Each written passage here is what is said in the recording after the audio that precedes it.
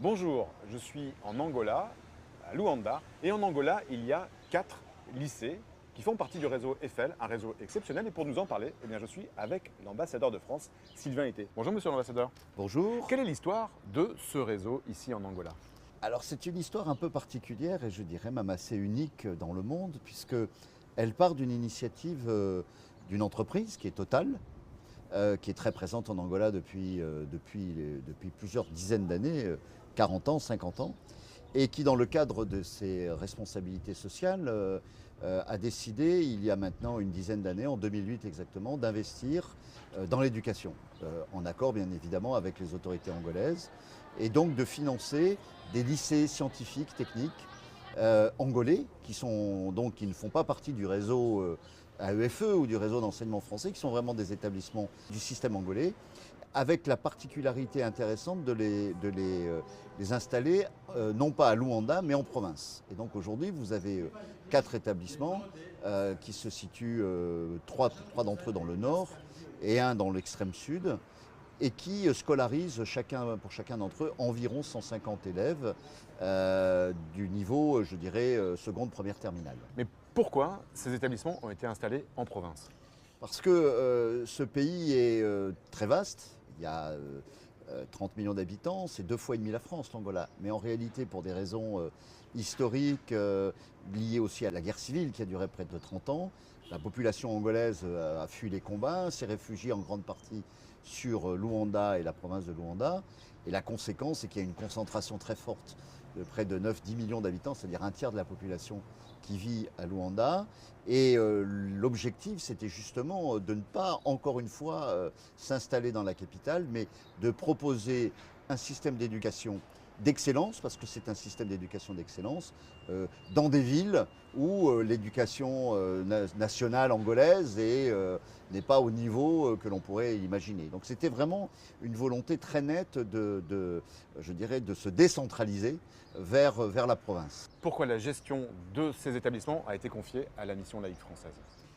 Alors, lorsque la société Total a décidé de financer ces projets d'école, elle n'était pas, bien évidemment pas en mesure, elle personnellement, d'assurer le suivi pédagogique, la gestion au quotidien de ces écoles.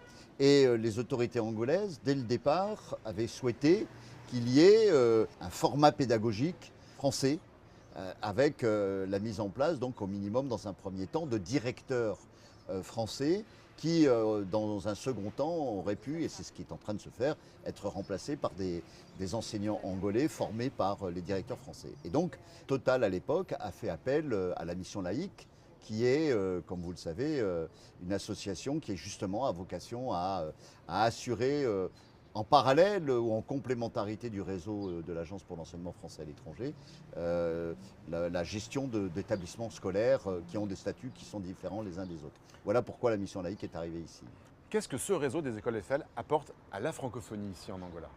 C'est quelque chose d'assez exceptionnel parce que vous avez donc 4 établissements, 600 élèves environ, qui depuis maintenant quelques années, et là les services français et l'ambassade y sont pour quelque chose, sont des établissements qui sont aujourd'hui bilingues en réalité. Et donc ils ont d'ailleurs depuis maintenant l'année dernière le label France Éducation, et ils donnent des enseignements, donc c'est un système d'enseignement angolais, hein, national angolais, mais avec un certain nombre de cours, et notamment dans les matières scientifiques, puisque ce sont des établissements qui sont spécialisés dans l'excellence dans les matières scientifiques, qui donnent un certain nombre de cours en français. Donc on a aujourd'hui des élèves, des jeunes, qui pour la plupart viennent des milieux les plus modestes, hein, ce ne sont pas du tout les familles des privilégiés du système, qui sont recrutés grâce à leur qualité, et qui reçoivent un enseignement en portugais, bien évidemment, mais qui commencent à avoir un enseignement en français. Et qui constituent aujourd'hui, vous allez le voir bientôt aussi avec les boursiers, qui constituent le cœur, en réalité, de notre vivier de futurs étudiants qui réussissent les concours pour entrer dans les universités françaises. Alors quel est l'avenir de ce réseau dans les années à venir? En Angola, notre objectif, c'est d'en faire une 5e, assez rapidement, j'espère en tout cas, dans une autre ville de province. Et puis pourquoi pas, en fonction là aussi des disponibilités, des moyens, une sixième, une septième, parce que c'est effectivement financièrement assez lourd. Donc pour Total, c'est quand même une charge importante. Pour l'État français aussi, parce que nous y mettons des moyens non négligeables depuis maintenant 2 ans pour justement assurer la formation des professeurs dans le domaine du français. Il y a d'ailleurs une collaboration avec le lycée français de Luanda pour aider à ça. Donc c'est quand même un dispositif qui est financièrement, qui n'est pas léger. Mais quand on le rapporte au coût-efficacité, on est vraiment très opérationnel et très efficace, je pense. Et j'espère, et l'idée, c'est peut-être que ce réseau, ce modèle de réseau tel qu'il existe en Angola, fasse des petits dans le reste du monde. Je sais que le ministère des Affaires étrangères le nôtre a été extrêmement impressionné par la qualité et l'efficacité de ce réseau. Et donc peut-être que ce réseau a aussi de l'avenir à l'extérieur de l'Angola. En tout cas, c'est ce que je souhaite. Moi, j'ai trouvé ce réseau en arrivant il y a maintenant près de 3 ans et j'ai trouvé ça absolument extraordinaire.